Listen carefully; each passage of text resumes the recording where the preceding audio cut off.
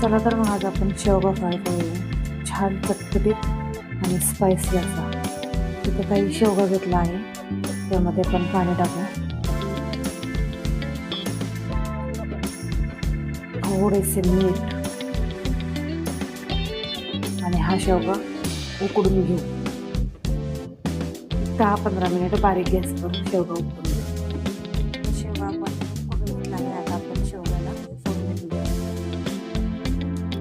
2 ते 3 चमचे तेल टाकू.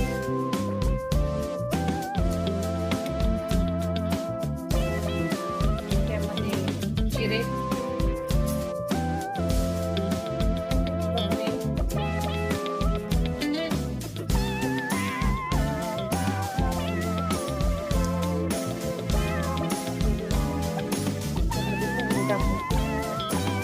चांगले टरटरीत जिरे, आलं लसूण खोबऱ्याची पेस्ट करून घेऊ. यामध्ये आपण मसाले टाकू. मसाला, लाल तिखट,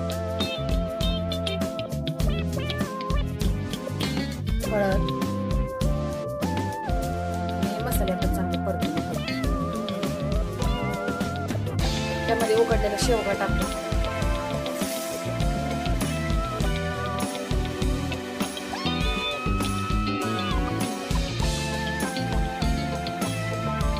मीठ टाकून घेऊ.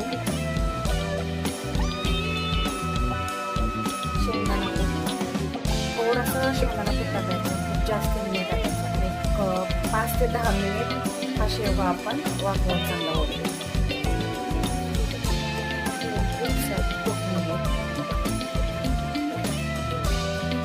हा शेवगा खायलाही खूप छान लागतो. मसालेदार असल्यामुळे त्याची खूप छान चव येते.